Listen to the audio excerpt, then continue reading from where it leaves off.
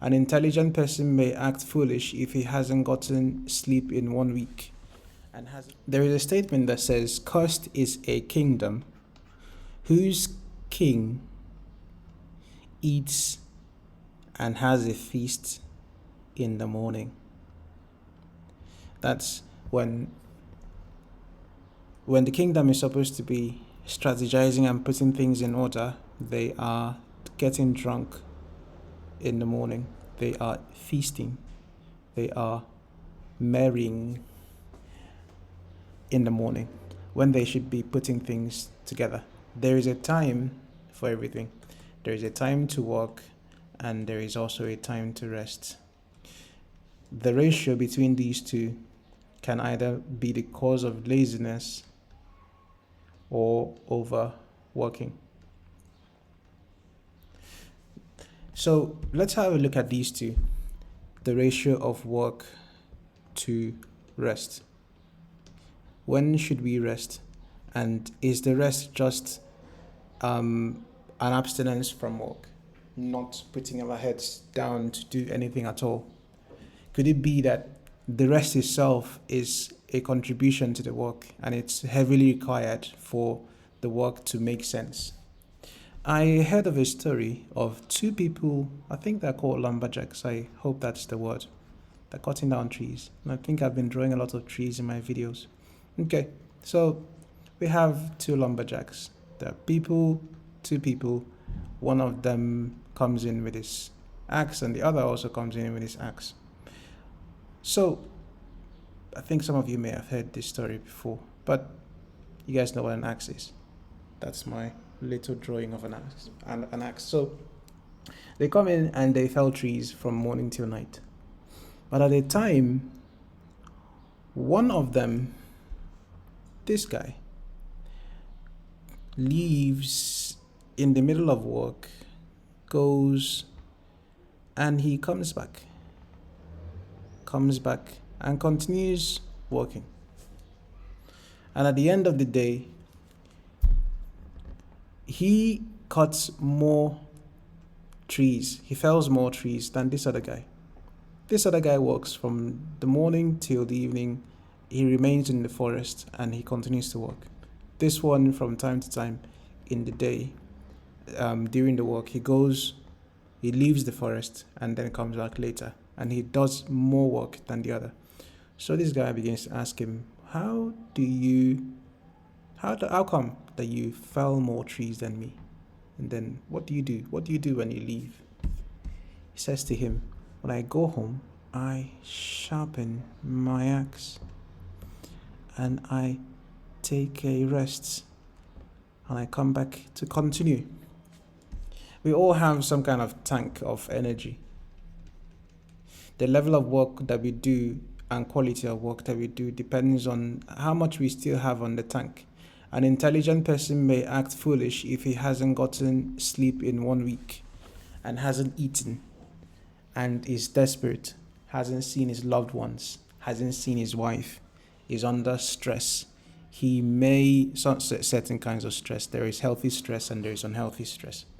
He may act very unintelligently. So this person goes home, he sharpens the axe and he rests, takes a break, eats something and comes back. That rest he does, that time he takes away from work, it actually helps him to do even more than the other, taking time to sharpen the axe. As you fell more trees, the axe head will become blunt. As you go back and sharpen it, or maybe change an axe, you can always get back to work and be more efficient. That's on this side. How about this? We could look at many ways to get things done and get more done. How about he, let's say, raised a shed right in the forest instead of going home and says, okay, I'm going to put a shed in the forest. I'm going to put a stock of many axe heads so that I can always change and use. So many axe, I can use them to cut down my trees. I can always have sharp axes. I can always have rest right in the forest and stuff. That might work.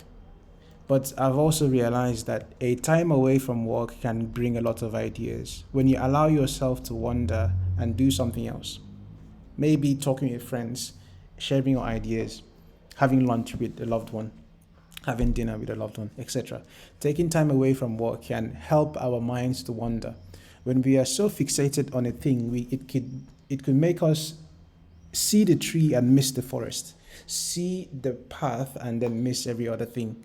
And it could be the cause of doom or the cause of loss.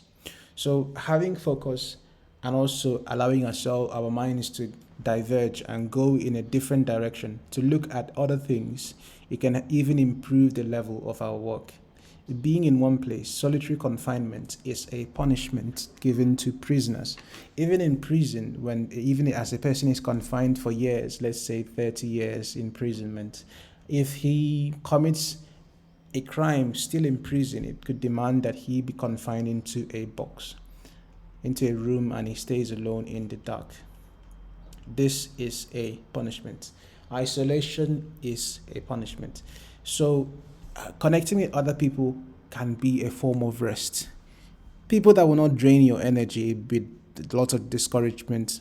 Doing something maybe that is not work related, we can actually replenish. Replenishing, it could be strategic to actually come back and give more quality to our work. In the space of an hour, we could accomplish a thing that could have taken us 4 hours of intense, 4 hours of intense work that was low quality. Like an hour of focused work and 4 hours of distracted work are not the same. Resting can help our minds focus. The mind needs rest. If it's in a certain place for too long, it can underperform. Now, we were looking at a ratio of work to rest. The ratio of work, how do I work and also rest, and I will not be termed as lazy? And by whose standard? What is laziness, and by whose standard is laziness gauged? I would say, okay, let's say you rest a lot and you only work a little. If you've already accomplished your goal and maybe the work is just for passing time, maybe it's fine.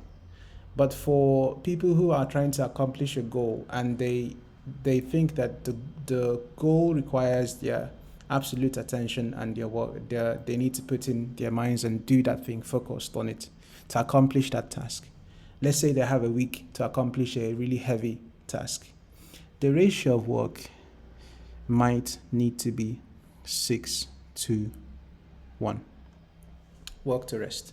And there are other ways that we could make our work lighter by getting other people, a group of people, to join us to do stuff, to sharpen the axe head, not just rest. We may not have to be the ones putting in all our energy to do it alone. We may hire external talent. But this generally is not about, this video is not about, let's say, optimizing work to get more results from work. But let's say the work had to be done by just us. We may need to strategically incorporate rest into it. A time in our work and a time in rest. It can actually help improve such. If you're writing your thesis, if you're writing a book, if you're doing certain things, it may require days of intense work and a day of rest. Even within that day, a day of work, rest still needs to be in between, and even, let's say, 8 hours of rest. A break between work and sleep from a night to a morning, that's one day. But even at that, day 1, 2, 3 to 7, on the 7th day, we may rest. For this, not just for the sake of resting, but to strategically position ourselves for the next week to get more done. In a split of days of work to days of rest, 6-1 is really good. In terms of a daily split, not negotiable, I think 7 to 8 to 9 hours of sleep is really necessary. If you haven't gotten sleep in days, the quality of your work will reduce. Could be 20% when you are supposed to be functioning at 100%. Strategic rest is Very, very important. I think even in work, and let's say rest, which you may take time away from work, work may still require chunks of periods of time that we actually look at what we've done, to analyze it, to see, are we on the right track, are we going in the right direction, looking at, am I cutting this tree down in the right way, am I standing in the right place, is my axe head dull, inspecting what we're doing, or am I still holding an axe, or am I holding just a stick?